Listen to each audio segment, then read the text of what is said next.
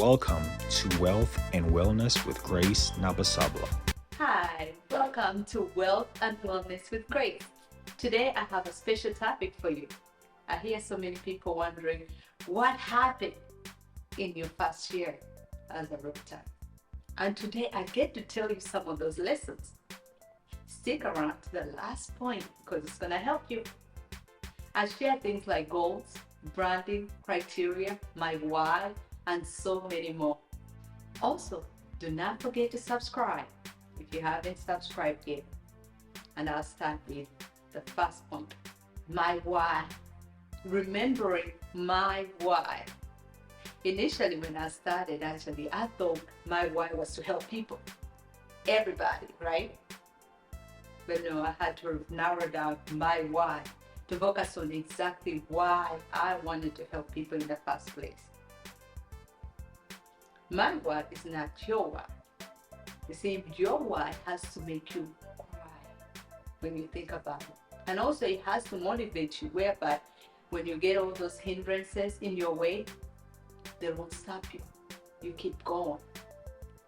I can say for me, my why is powerful. I hate poverty. Apart from that, I also like to see people thrive. In my mind, I've seen so many people in my life struggling. I grew up struggling. Therefore, when I help people, I want to make sure that I help them thrive because we all can. And my why for real estate particularly was to help myself as well as to help my clients build wealth for their next generation so they can thrive. Can you imagine something happening to you all of a sudden? Because something can happen at any time. And then what will happen to your family that you leave behind? If you're not prepared, your family will be left scrambling. They might have to be forced to try to solicit money, to bury you, and to take care of all those things. However, if you prepare ahead of time, you can help your family out, whereby you don't leave them in financial distress. I encourage you to consider home ownership because you won't leave your family scrambling. The second point is having goals. Goals are powerful. My goals, I dream big.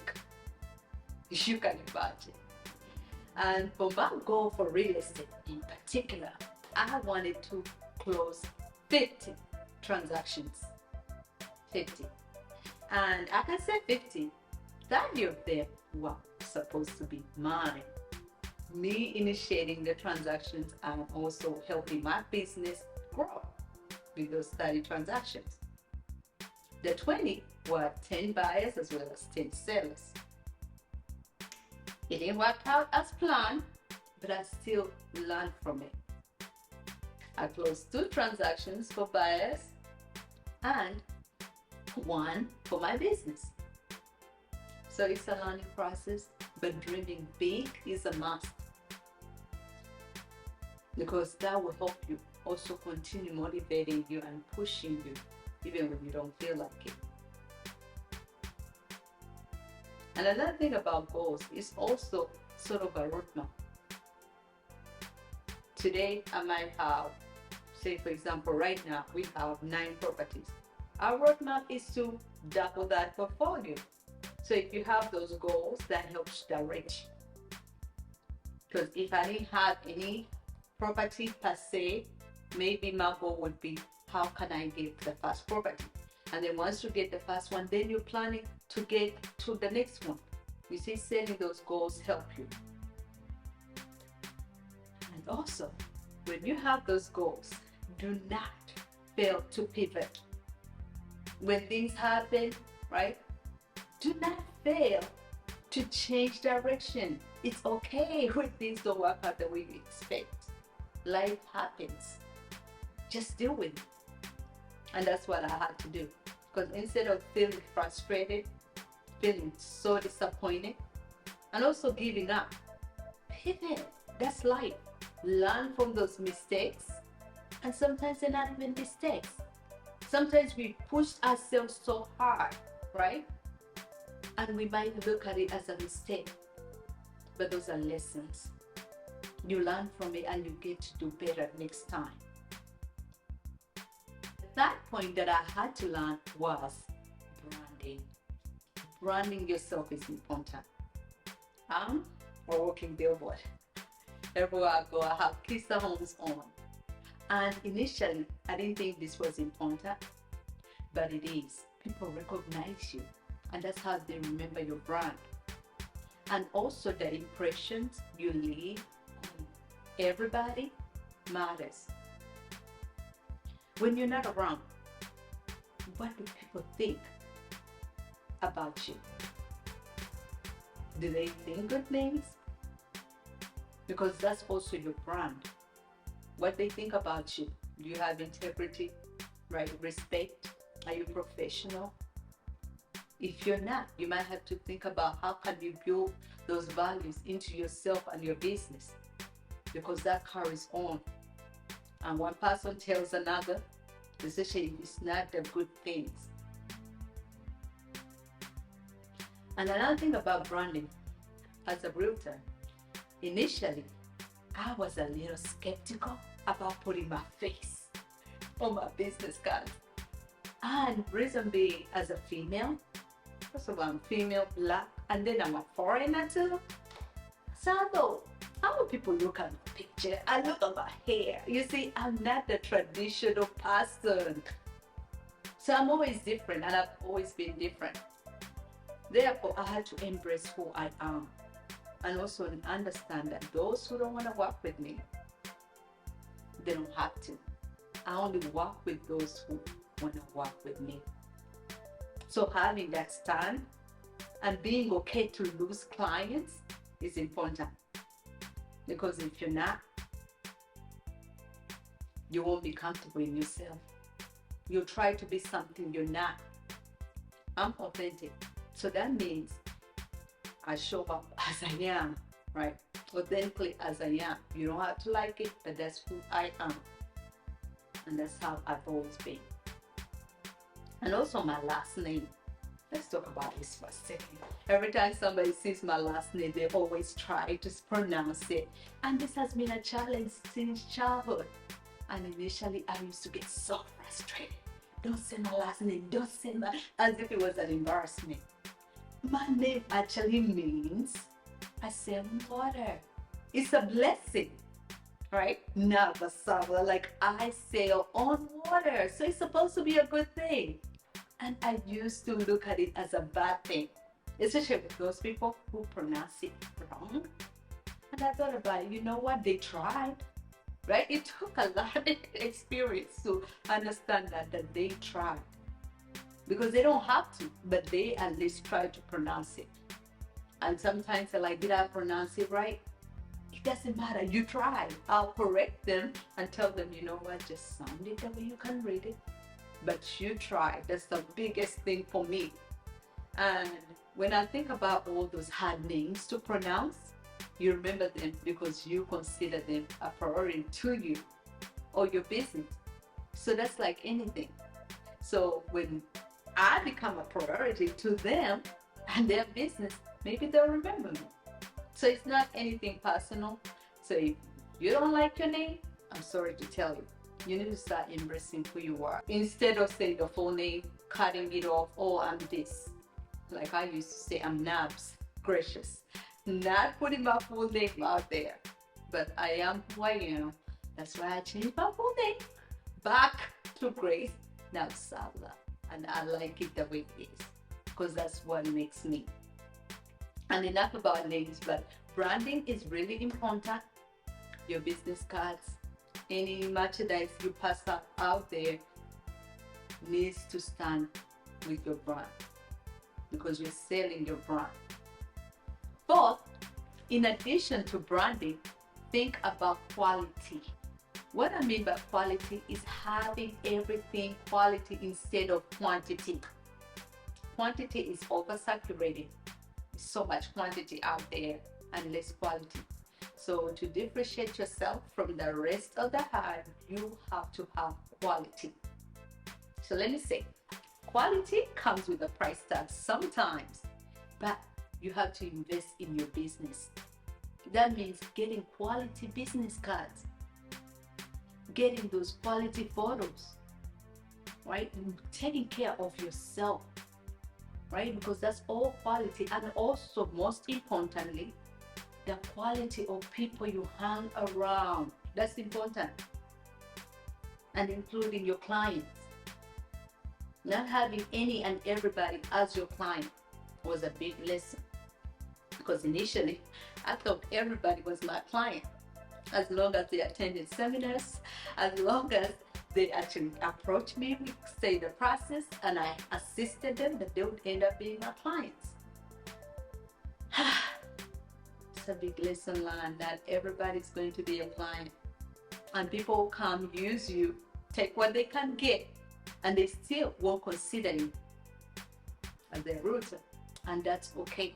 So setting those boundaries at least ahead of time, knowing that not everybody's going to use you. However, you having a criteria for your clients whereby it's quality only.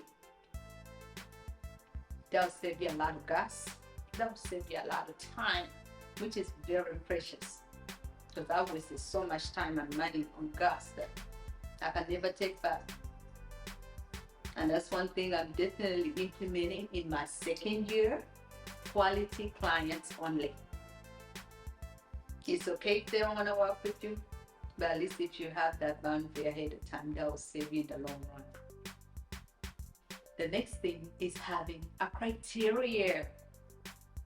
A criteria, say for example, you have the criteria for meeting sellers to do your listing, setting up that appointment. How do you go about taking photos? How do you go about marketing? All that, having that criteria ahead of time. Secondly, for buyers, having a criteria. Do you have a buyer's consultation? And also through that consultation, when you start the pre-approval, do you go to showings before they actually get pre-approved for a house? You need to have a criteria and actually stick to it. Because I've had so many interested parties who send me houses. Grace, we sent you houses, we want to go see them today. And I look at the phone and the text and I reply, did you get pre-approved yet? No, not yet. We just wanted to see these houses right now. I'm like, this is the contact for my lender. Can you please get pre-approved so we know exactly what you're pre-qualified for? One actually asked me, why do I have to get pre-approved fast? I know I can afford it. And I was like, it's not the case. This is a criteria. And actually, the sellers don't like us to show houses when you are not pre-approved. Because you're not capable yet. You have to establish that you're capable. And that's by having pre-approval in place. And that also helps us move the process along. Say, for example, you get pre-approved today, then at least we start the process of looking for properties. And did you know that the same amount of time you spend looking up those houses is the same amount of time you can get yourself pre-approved? It doesn't take a lot of time. So trying to have a criteria and helping your clients understand the criteria is very important. Because some people will be upset. Grace, you're not taking us here. Grace, you're not taking us here. The problem is, it's your gas. And that gas is expensive. And your time is precious. And you will never get it back. Trust me. Even if you try. The last point is about customer service. Our business is about sales and customer service. So how are you delighting your customer? Are you simply just satisfying your customers, or are you working towards delighting a customer? What I mean is, how is your communication? Is it effective? Do you listen like you should? Do you use a lot of punch words? So you know all those filler words unnecessary in a conversation, because that's actually throwing off the client. They can hear all those unnecessary words. Stick to the point. How can you do that? By working towards your professional development and improving their communication.